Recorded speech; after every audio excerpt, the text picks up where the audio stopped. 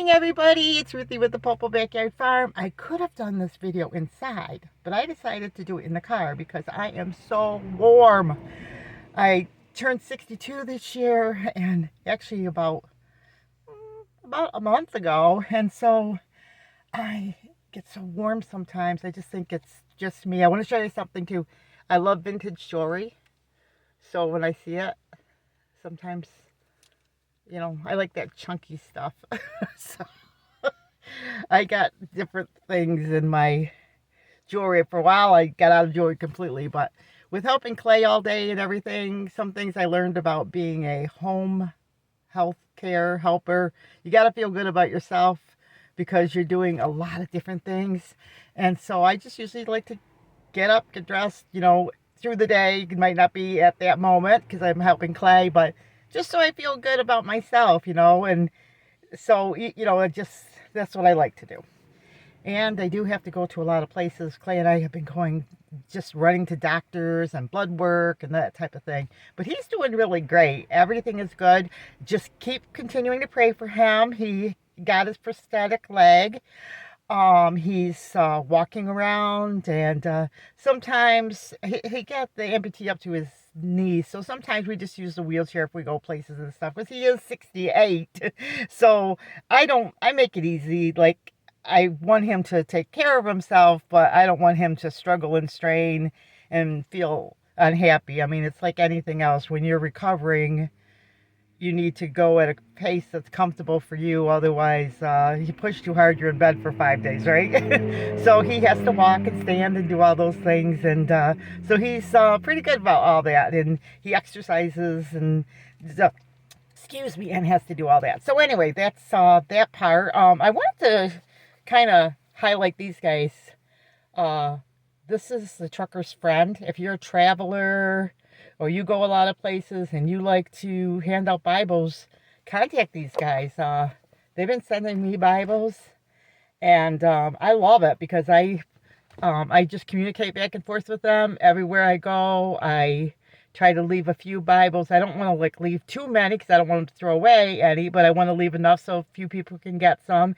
And then sometimes I even go back at those spots, and if I see that they're being taken, because some spots are really, really busy, I'll leave some more. I kind of travel all over the state sometimes, so I'm all over. Clay and I sometimes are all over because we live in the country, and everywhere we go, we have to travel. So it's not uncommon for us to be going and running around, like, I'd say 2 or 3 times a week all over. So I have lots of places, I drop off the Bibles, and I like to actually hand them to people. It's such a wonderful experience. This was one of the reasons I know that God wanted me to do this, because when I start handing people Bibles, it's just so wonderful to see their reaction.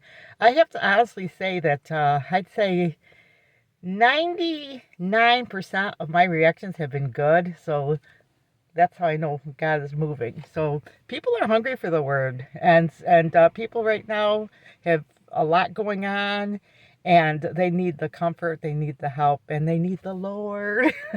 So definitely, here they are again. Truckers Friend Network. You can look them up. They're on Facebook too. And so they, like I said, they send you Bibles, and you got to communicate back and forth, and they keep in touch. I used to be an Avon lady, and I used to hand out like 2,000 books like every 2 weeks or more, maybe sometimes. So this is not a big deal because I kind of know how to do it. Not that there's any way to do it, but it's just, you know what I mean? It's like I just know to keep rechecking places and put new places. And if I get the opportunity, I talk to people, because I used to be a recruiter too, and I've worked for a lot of different companies. So I've worked at Lazy Boy, and I worked at my daddy owned a printing company. So so I've done a lot of different things. So anyway, that being said, I'm not very shy, but check these guys out. I thought I'd do a video with me in it, because sometimes I'm just showing you a video with me, doing a Bible review or a book review. I have a lot of things to share with you. I've got some great reading I've done. You're going to want to see what I'm reading, and it's just awesome. And one of the things I'm doing, because I know that Jesus is coming soon, is I am emptying out my library as I continue to read new books too.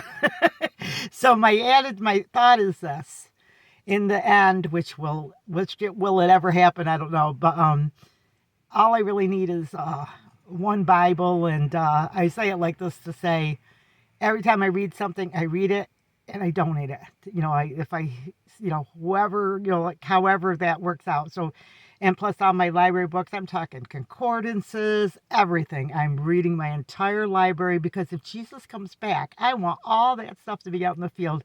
No, I'm using wisdom. I want to read everything because then if I come across someone, I want to be like a good lawyer, talk less and know my business. So if somebody has a question, I can answer them. So I have tons and tons of books and I'm just emptying out my library, and then I'm continuing reading new things. Clay likes to watch television, and I like to read. So I will, it's like through the day as I'm doing my work and my housework and everything, or if I go anywhere, you will not see me without a book. And it's not uncommon for me to be reading 10 books at once. Just the way I am wired. I read not at one time. I mean, like, I'll have a little stack of books and like I'll be reading like say 20 pages out of each book a day, or however that works, and I just keep reading. I feel led to share this and take the challenge. You can easily read your Bible every month in a month. And just, read like you would a regular book. People sit there and they're like, oh, it takes me a year to read your Bible. Well, honestly, that's a kind of a silly way to read it. Would you take a regular book, unless you're in school or something, and read it through a whole year? It's kind of like going to college. I related to this. Okay, when you go to school, like say you go to high school, they give you like 10 books or whatever, and you have to read them all through in a year.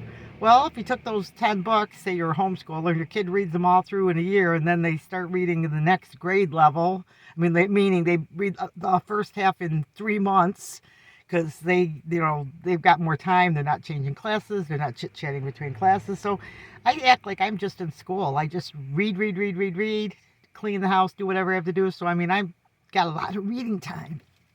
And so I'm learning, I'm immersing myself, and sometimes I even read other things. I like cozy mysteries. Sometimes I read them, or I'll read like a history book. There's a book called, and I have this one too that I'm reading, Oh, Jerusalem. And there's another one, my sister told me about it, Just Revenge. It's a story of, I think it's a fictional Jewish story, and I have the book of Anne Frank.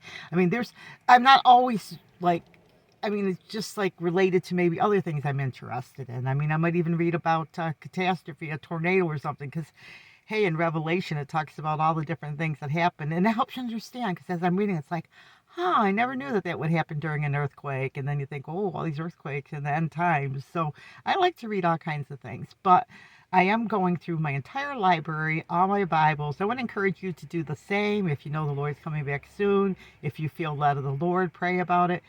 Look at your library, and anything you're not reading, I just write sometimes. Traveling free library, just leave my books wherever there's spots and places that allow books to be, and then people take them and, bring them back, or, they don't have to bring them back, then keep them if they want, and pass them on to a friend. It doesn't matter.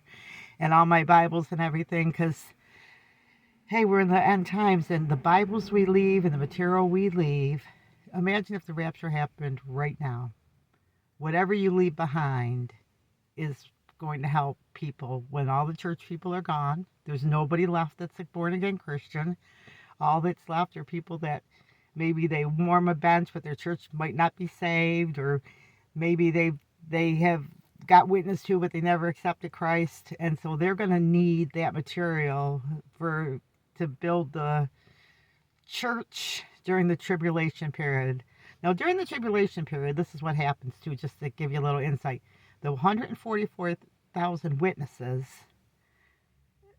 from Israel, they will witness to the whole world, plus there'll be an angel flying through the air witnessing. That's when this big old revival comes, and people say, oh, there's going to be a revival in the last days. Well, that's not really what it says in the Bible. That happens after the rapture. But there will be pockets of revival. People, right now we've got a chance we've got a little window of time for the Christian church to witness people. So yeah, there will be windows of revival, but as far as a worldwide revival, the Bible doesn't teach that. People say that, just like people say Matthew 24. They talk about that being like the church. That's not the church. That's talking to Jews, the Jewish people, the people that are taken to judgment when Jesus returns in the second coming. He takes the the people that are saved, they go into the millennial kingdom, and the ones that aren't saved go into judgment and that type of thing. So um this is why it's good to read your Bible. There's lots of free resources online. I'm going to be sharing lots of new material with you guys, books I'm reading, my thoughts, and maybe there will be some books there that you might look into and get it for yourself and study and read them and pass them on. But pray about that. I don't want to tell you what to do, especially if you got family. You might really read them and then let your kids read them first. So anyway, getting a little cough here. Sorry, guys. I couldn't even cover my mouth. I'm sorry about that. Because I have my hands on my phone. Sorry about that, guys. So anyway, with that being said, remember, big or small, you too can be a backyard farm. Like, subscribe. Please do me a huge favor and share this video on your Facebook, your X, your, anywhere you can. Send it in a text to your family. And Jesus is coming soon. And I'm just one of the many people out there that are leaving Bibles and everything I can for the people that when the rapture comes, that they will have a silent witness. Lots and lots of people are doing that. Some people are leaving flash drives, which I think is cool too. So, okay, guys, so remember, big or small, I'm going to cough again. You too could be a backyard farm. God bless.